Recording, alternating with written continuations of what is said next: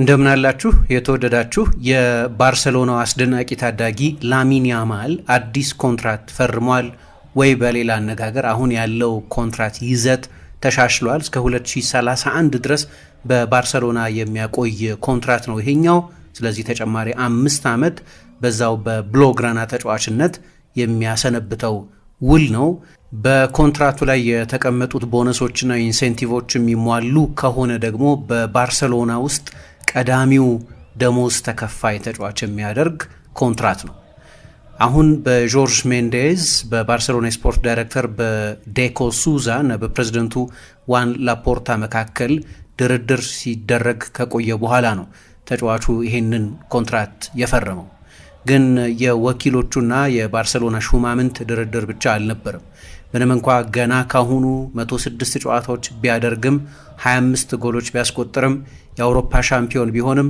ከባርሴሎና ጋር 3 የሀገር ውስጥ ድሎችን በዚህ ዓመት ቢቀዳጅም ነገር ግን ማይነር ነው አሁንም በእድሜው ገና እስከ ጁላይ 13 ድረስ እድሜው 17 ሆኖ ስለሚቆይ የወላጆቹ ጣልቃ ገብነት የግድ ያስፈልጋል ስለዚህ አባቱ ሙኒር ናስራዊና እናቱ ሼይላ ኤባና በተጫዋቹ የኮንትራት ድርድር ላይ በቀጥታ ተሳትፈዋል ባርሴሎና የዚህን ተጫዋች ውል ማስፈረም በአጣዳፊ ሊያደርገው የፈለገ ነገር ነበር የውድድር ዘመኑ እንደተጠናቀቀ ነው አሁን ነገር ግን ከዚህ በፊት ሌላ ኮከብ የወሰደባቸውን ፓሪስ ሳን ጀርማን አሁንም ይፈሩታል ይሄ ተጫዋች ገና እድሜው 15 ዓመት እያለም የፈረንሳዩ ክለብ ከዚህ አስቀድሞ ቻቪ ሲሞንስ የሚባል በላማሲያ እንደዚሁ ትልቅ ተስፋ የተጣለበትን ታዳጊ እንደቀማቸው ሁሉ አሁንም በዚህ ሌላ አዲስ መጪ ኮከብ ዙሪያ ያዣበበ ነው የሚል ፍርሃት ነበር ከአመታት አስቀድሞ የተደረገ ነው በአንዳንድ የስፔን ብዙሃን መገናኛዎች ላይ ከዚህ በፊት ተዘግቦ እንደነበረውና እኛም በፉትቦል ካፌ ፕሮግራማችን ላይ አስቀድመን እንዳነሳ ነው ተጫዋቹን ለማስፈረም እስከ ሩብ ቢሊዮን ዩሮ ድረስ ለመክፈል ጭምር ፍቃደኛ ነበር ፓሪስ ሳን ጀርማን ምክንያቱም ይሄ ልጅ ገና ከ11 ከ12 ዓመቱ ጀምሮ አዲሱ መጪ ኮከብ እንደሆነ በእግር ኳሱ ዙሪያ ይታወቅ ነበር ያው እኛ ለባርሴሎና ዋናው ቡድን መጫወት ሲጀምር አወቅ ነው እንጂ ከዛ አስቀድሞ ለአመታት አዲስ መጪ ኮከብ እንደነበር ይታወቅ ነበር ጁላይ 19 2023 ቻቪ ኤርናንዴዝ የባርሴሎና አሰልጣኝ በነበረበት ጊዜ ነው የመጨረሻውን ኮንትራት የፈረመው ወደ ዩናይትድ ስቴትስ የቅድመ ውድድር ዘመን ዝግጅት ለማድረግ ጉዞ ከመጀመራቸው ጥቂት ቀናትን አስቀድሞ ማለት ነው እና በወቅቱ የፈረመው ኮንትራት 1.6 ሚሊዮን ዩሮ በአመት የሚያስገኝለት ኮንትራት ነበር ይሄ ኮንትራት ላይ እድሜው 18 ዓመት እስከሚሞላበት ዕለት እስከ ጁላይ 13 ድረስ የሚቆይ ስምምነት ነው የነበረው ምክንያቱም ያኔ እድሜው ከዚህም ለጋ ስለነበር ገና 15 ዓመቱ ስለነበር በስፔን የእግር ኳስ ህግ ደግሞ አንድ ተጫዋች እድሜው ማይነር ከሆነ ከ18 ዓመት በታች ከሆነ ሊፈርም የሚችለው ረጅሙ የኮንትራት እድሜ የ3 ዓመት ውል ብቻ ነው የነበረው ስለዚህ ያኔ ምንም እንኳን ባርሴሎና ልክ 18 ዓመት ከሞላው በኋላ አክቲቭ የሚሆን ሌላ የኮንትራት አንቀጽ ስምምነቱ ላይ ቢያካተትም ነገር ግን በጊዜው የ3 ዓመት ውል ብቻ ነበር ማስፈረም የሚችለው አሁን ያ የተፈረመው ኮንትራት የሚያበቃው በሚቀጥለው ሐምሌ 13 እድሜ 18 ዓመት በሚሞላበት ጊዜ ነው ግን ቀደም የጠቀስኩት የኦቶማቲክ ሬኑዋል ክሎዝ የሚሉት ለተጨማሪ 3 ዓመት ወዲያው አክቲቭ የሚሆን ደግሞ እድሜው 18 ዓመት ከሞላ በኋላ ማለት ነው አክቲቭ የሚሆን ደግሞ እስከ 2029 የሚያቆይ አንቀጽም እዛው ኮንትራት ላይ አለ ስለዚህ ልክ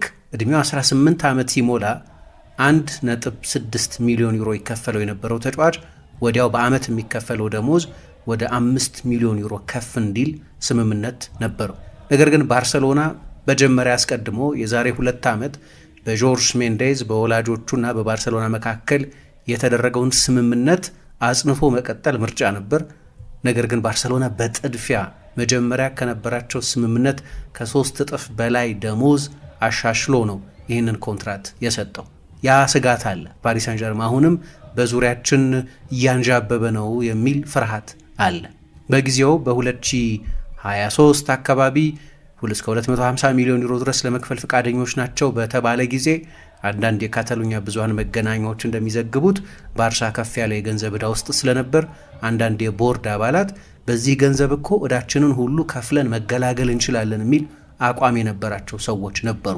ልክ ሊዮኔል ሜሲ ሲለቅ ሊዮኔል ሜሲ በባርሰሎና ታሪክ የምንጊዜም ትልቁ ተጫዋቻቸው ቢሆንም ነገር ግን ለሱ በአመት ይከፈለው የነበረው ደሞዝ የዕዳ ሸክማችንን ያቀልልናል ወይም ያንን ደሞዝ ባለመክፈላችን እፎይታ እናገኛለን የሚል ስሌት እንደነበረው ሁሉ አሁንም ላሚን ያማልን በመሸጥ ለአመታት የተጠራቀመብንን የዕዳ ክምር ማቅለል እንችላለን የሚል እምነት የነበራቸው ሰዎች ነበሩ።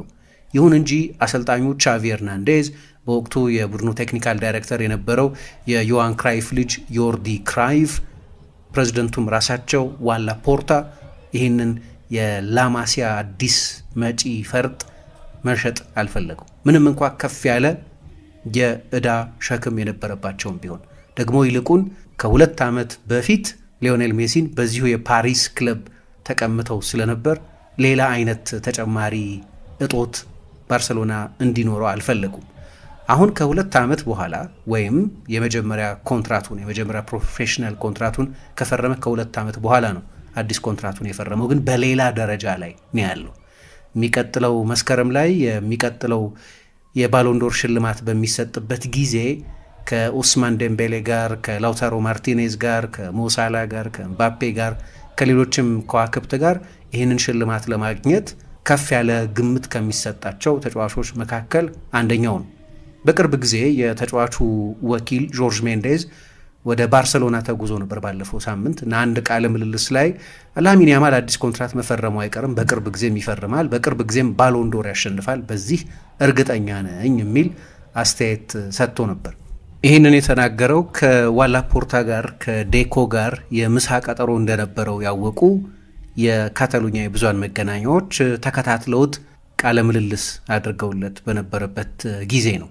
ስለዚህ ለዚሁ የኮንትራት ጉዳይ በሚል ነው ወደ ባርሰሎና የተጓዘው። ለነገሩ ሌሎችም ደንበኞች አሉት በዛ ስብስብ ውስጥ እንደ አሌሃንድሮ ባልዴ፣ አንሱ ፋቲ አይነት ተጫዋቾችም የጆርጅ ሜንዴዝ ወኪሎች ናቸው። ያው ከዓለማችን የወኪል ከዋክብቶች መካከል አንደኛው ነው።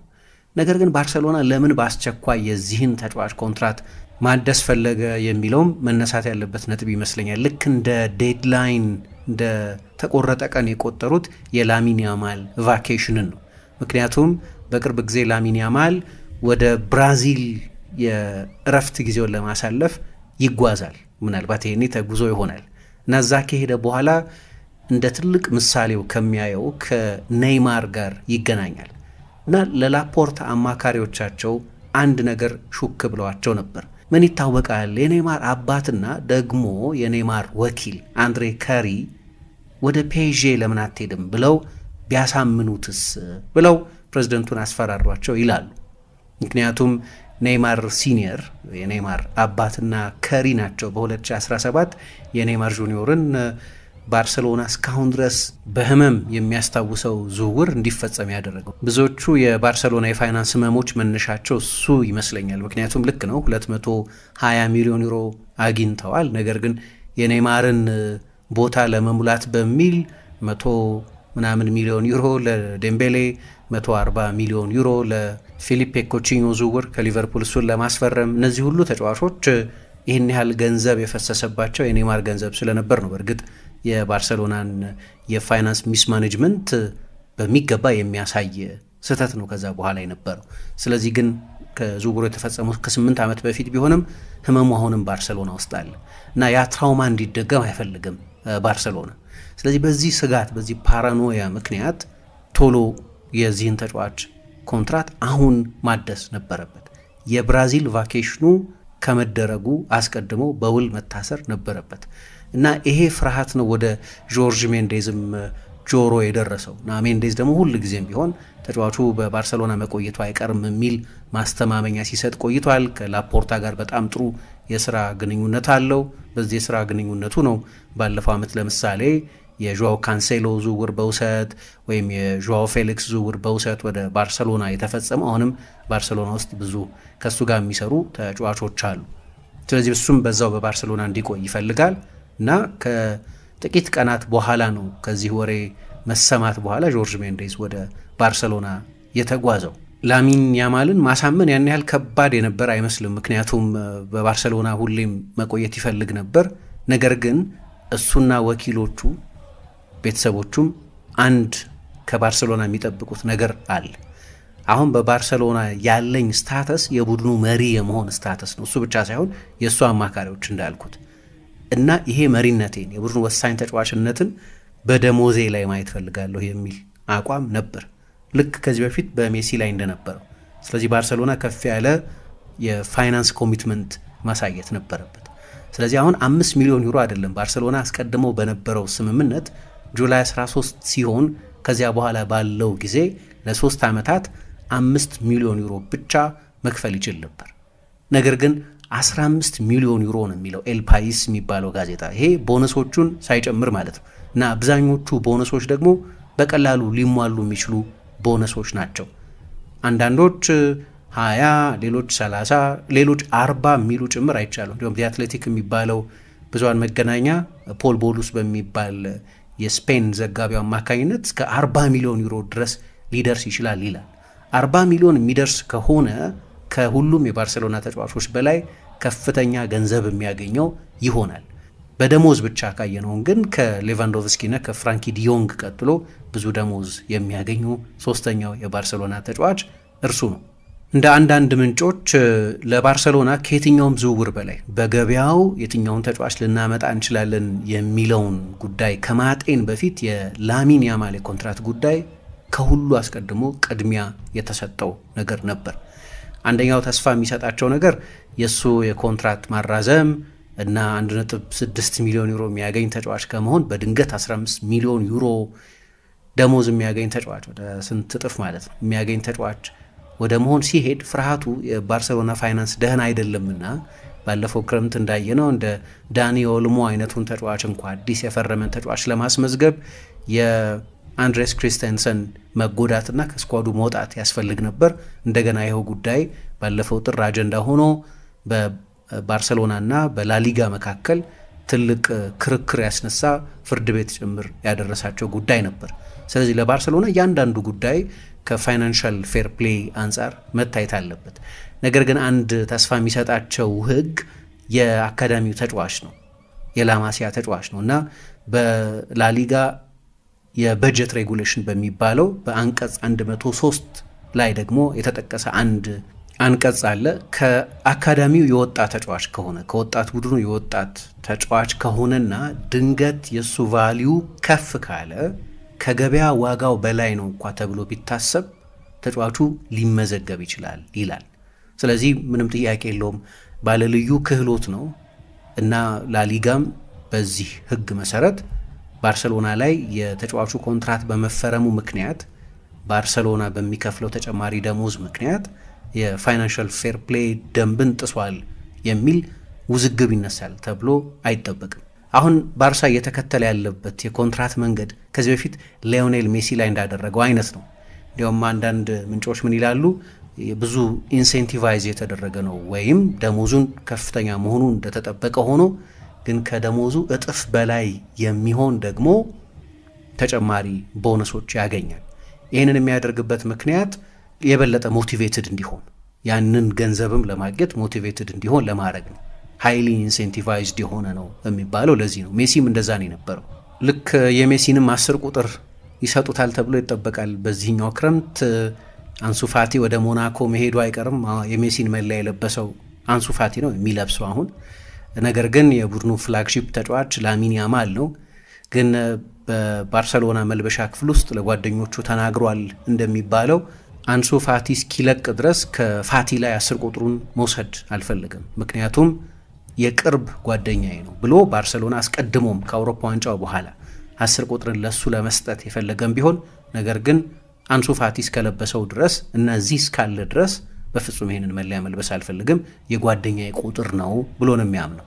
ስለዚህ ልክ ሜሲ እንዳደረገው መጀመሪያ ከ30 ቁጥር ወደ 19 ቁጥር ወደ 10 ቁጥር እንደመጣው ተመሳሳይ አካሄድ ነው እየሄደ ያለው። ነገር ግን በባርሰሎና ከሜሲ ታሪክ ሌላ የሚማሩት ነገር ያን ጊዜ ሜሲ ይገባው ነበር እያንዳንዱ የሚከፈለው ገንዘብ። ምክንያቱም እንደው የቡድኑን 40-45% የጎል ኮንትሪቢዩሽን የሚወጣው ተጫዋች የቡድኑን 40% ደሞዝ ቢወስድ የቡድኑን 40% ወይ 50% የንግድ ገቢ የኮመርሻል ሬቬኒው የሚያስገኝ ተጫዋች ያን ያህል ደሞዝ ቢከፈለው የሚገባውን ያገኘው። እንግዲህ 100 ይከፈለው ነበር፣ 70 ይከፈለው ነበር በአመት ምን ይባል ነበር እንደምታስታውሱት የመጨረሻ ደሞዙ አካባቢ። ነገር ግን ያኔ ለባርሴሎና ችግር የነበረው ሜሲ አዲስ ውል በፈረመ ቁጥር ሌሎች የባርሴሎና ትልልቅ ተጫዋቾች እየመጡ እኛስ ይሉ ነበር። ያው የሜሲን ያህል ደሞዝ እንደማይከፈላቸው ግልጽ ቢሆንም ግን የባርሴሎና ፋይናንስ ምስቅልቅል ውስጥ የገባው አንድም ሜሲ ኮንትራት በፈረመ ቁጥር ለሌሎቹም ዳጎስ ያለ ደሞዝ ያቀርብ ስለነበር ነው። አሁን እንደሚባለው ግን ለላሚን ያማል ለቡድኑ ትልቁ ዲፈረንሻል ልዩነት ፈጣሪ ተጫዋች ይሄን ያህል ደሞዝ ከከፈልን ለሌሎቹ ግን እንደዛ አይነት አካሄድ አንከተልም ወይ የድሮውን አካሄድ አንከተልም የሚል አቋም አላቸው። ለምሳሌ የባርሴሎና ፉልባክ የሆነ ተጫዋች የሲቲ አጥቂ የሚያገኘውን ያህል ደሞዝ አንከፍልም የሚል አቋም በክለቡ ስፖርት ዲፓርትመንት በኩል አለ ይላሉ። በቅርብ ጊዜ ያው የአዳዲስ ተጫዋቾችን ኮንትራት አድሰዋል። የራፊኛን፣ የኤኒጎ ማርቲኔዝን፣ የፓው ኩባርሲን፣ የፔድሪንም ኮንትራት አራዝመዋል። ግን ከሁሉ በላይ ላሚን ያማልን የማቆየት ጉዳይ ቀዳሚ አጀንዳቸው ነበር። ስለዚህ ባርሴሎና ይሄንን አሳክቷል። በቅርብ ጊዜም የራሱ የላሚን ያማል የቅርብ ጓደኞች የሚባሉት የላማሲያ አብሮ አደጉ ፓው ኩባርሲና ጋቪም የቅርብ ጊዜ ኮንትራታቸውን አራዝመዋል። ስለዚህ ኢሞሽናል ምክንያቶች አሉት ባርሴሎና የልጅነቱ ክለብ ስለሆነ። ነገር ግን ደሞዝ ዋና ጉዳይ ነው። አሁን ባርሴሎና ራሱ 2019 ላይ 700 ሚሊዮን ዩሮ ደሞዝ ነበር ይከፍል የነበረው። አሁን በዚህ አካሄድ መሄድ አይፈልጉም። ስለዚህ ለዚህ ነው ሌሎቹን ተጫዋቾች በተመለከተ ጠበቅ ያለ የኮንትራት አሰጣጥ መንገድን ባርሴሎና ለመከተል የሚፈልገው። በቅርብ ጊዜም በሜሲ በራሱ በሰርጂዮ ቡስኬትስ በዮርዲ አልባ እና በሌሎችም ተጫዋቾች መልቀቅ ባርሴሎና በጣም ደሞዙን ቀንሷል። አሁን ሌቫንዶቭስኪና ዲዮንግ ናቸው እንግዲህ ብዙ የሚያገኙት ተጫዋቾች። ከዚህ በፊት ሆሴ ማሪያ ባርቶሜዮ የባርሴሎና ፕሬዝዳንት በነበሩ ጊዜ የተሰራን ስህተት መድገም አይፈልጉም። አሁን እንደ መጀመሪያ ኮንትራቱ ሁሉ የውል ማፍረሻ ተብሎ የተቀመጠው 1 ቢሊዮን ዩሮ ነው። ይሄ አልተጨመረበትም። ያው የ1 ቢሊዮን ዩሮ አንቀጽ መካተት የጀመረው ከኔይማር ዝውውር በኋላ ነው። ምክንያቱም የኔይማር ዝውውር በወቅቱ ሌሎች ክለቦች በጤነኛ የፋይናንስ አስተዳደር የሚተዳደሩ ክለቦች ይደፍሩታል ተብሎ የማይጠበቅ 220 ሚሊዮን ዩሮ ነበር። ያንን ግን ለመንግስት ክለብ ምንም አይደለም፣ ለካታር መንግስት ክለብ ምንም አይደለም። ሀብታም ሀገር ነው፣ ሀብታም መንግስት ነው፣ የፔትሮ ዶላር ሀገር ነው ካታር። ስለዚህ ድንገት ብድግ አሉና ማንም ይደፍረዋል ተብሎ የማይታሰብን 222 ሚሊዮን ዩሮ ከፈሉና ኔይማርን ወሰዱት። ስለዚህ ለመንግስት ክለብ የማይደረስ ገንዘብ አልነበረም። ግን ቢያንስ ለጊዜው 1 ቢሊዮን ይከፍላሉ ተብሎ አይታሰብም። ስለዚህ ከዛ በኋላ ሌሎቹም የስፔን ክለቦች ሪያል ማድሪድም ባርሴሎናም የ1 ቢሊዮን ዩሮ ሪሊዝ ክሎዝ ነው የተጫዋቾች ኮንትራት ላይ ብዙ ጊዜ በተለይ በጣም የሚፈልጓቸውን ትልልቅ ተጫዋቾች የሚያካትቱት። ግን ሌላ ቦነስም አለው። የባሎንዶር ካሸነፈ የሚሰጠው ቦነስ፣ ይሄም ከሜሲ ጋር የሚመሳሰል ነው።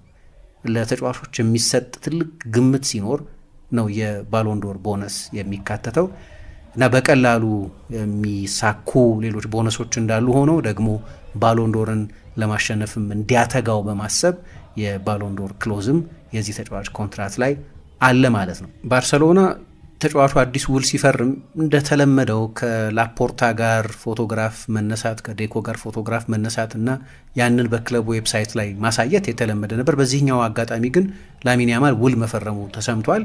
ነገር ግን እነዛ የፎቶግራፍ ምስሎች የሉም፣ እናቴ የለችም። ስለዚህ እናቴ በሌለችበት የተሟላ ስለማይሆን ምንም ትርጉም የለውም። ምንም እንኳ ከዴኮ ጋር ከጆርጅ ሜንዴዝ ጋር ከላፖርታ ጋር ፎቶግራፍ ቢነሳም ግን የእናቱ ምስል ስለጎደለ በባርሴሎና የሶሻል ሚዲያዎችም ዌብሳይቱም ላይ እንዲለቀቅ አልፈለገም።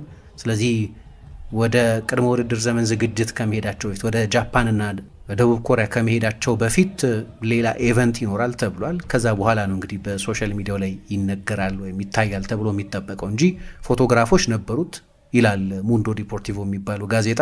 ነገር ግን መጉደል ተሰምቶታል በአንዳች ምክንያት እናቱ በአካል ውሉን ባደሰበት ጊዜ እዚያው በባርሴሎና ጽህፈት ቤት ስላልነበሩ ማለት ነው። ስለዚህ የቀጣዩ ዘመን የላሚን ያማል ዕጣ ፈንታ አሁን ግልጽ ሆኗል። ከባርሴሎና ጋር አብሮ ይቀጥላል። ቼስ በጣም ብዙ ሪከርዶች ያሉት ተጫዋች ነው። የላሊጋ ሪከርዶቹን ብቻ ብታዩ ይሄ በአነስተኛ እድሜ ጨዋታ በማድረግ በአነስተኛ እድሜ ጎል በማስቆጠር አሲስት በማድረግ በላሊጋ ብቻ ሳይሆን በቻምፒየንስ ሊግም በኮፓ ዴል ሬም በኤል ክላሲኮ ጨዋታዎችም ለስፔን ብሔራዊ ቡድንም በአውሮፓ ዋንጫም በቻምፒየንስ ሊግ ግማሽ ፍጻሜ በትንሽ እድሜ በመጫወት ጎል በማስቆጠር ከ30 በላይ ሪከርዶች አሉ። በላሚን ያማል ስም የተመዘገቡ ሪከርዶች። በዚሁ መንገድ የሚቀጥል ከሆነ ምንም ጥያቄ የለውም ለአሁን ለቅርብ ጊዜ ብቻ ሳይሆን ለረጅም ጊዜ የዓለም እግር ኳስ ሱፐርስታር ሆኖ መቀጠል የሚችል ተጫዋች ነው። ለዚህ ነው እንዲህ አይነት በጣም ከፍተኛ ደሞዝ ለመክፈል ከፍተኛ ጥቅም ኢንቨስት ለማድረግ ባርሴሎና የወሰነው። የባርሴሎና ደጋፊዎች ብቻ ሳይሆኑ ከሪያል ማድሪድም የሚሰማውን ስታይ ከማድሪድ ወገን ልበለው፣ ምክንያቱም ዚነዲን ዚዳን የሪያል ማድሪድ ሌጀንድ ነው በተጫዋችነትም በአሰልጣኝነትም። ከኢንተር ሚላን ጋር በሁለተኛው አጋማሽ ያደረገውን በህይወቴ አይቼ አላቅም ብሎ ሲያደንቅ ነበር እና በእግር ኳስ ውስጥ ያለው ስፍራ እንደዚህ አይነት ገዘፍ ያለ ስፍራ ነው ላሚን ያማል እና በተስፋው ልክ ከቀጠለ እንደ ጥሩ ኢንቨስትመንት ሊቆጠር የሚችል ነው። መቼስ ገና 17 ዓመት ላይ ያለ ልክ እንደሱ ልዩ ክህሎት ያለውም ተጫዋች ቢሆን መጠንቀቅ ያስፈልጋል። ግን ላሚን ያማል እንድትጠነቀቁ የሚፈቅድ አይመስለኝም። በምትናገሩት በምንናገረው ነገር ላይ በጣም ሃይፐርቦሊክ እንድትሆኑ እንድታጋንኑት የሚያስገድድ አይነት ተሰጥኦ ያለው ተጫዋች ነው እና አንዳንዴም ማመን ይቸግራል። ገና ማይነር መሆኑን እስካሁን ድረስ መኪና መንዳት የማይችል መሆኑን ማመን ያስቸግራል። እድሜው 18 ዓመት ብቻ መሆኑን ማመን ያስቸግራል የሚያደርገው ነገር ሜዳ ውስጥ። ስለዚህ ባርሴሎና ይህንን ወጣት ሱፐርስታር ታዳጊ ሱፐርስታር ቢያንስ ለ5 ዓመት በክለቡ የሚያቆይ ከፍተኛ ደሞዝ የሚያገኝበት ብዙ ተጨማሪ ቦነሶችም እንዲያገኝ እድል የሚሰጠውን አዲስ ኮንትራት አስፈርሞታል።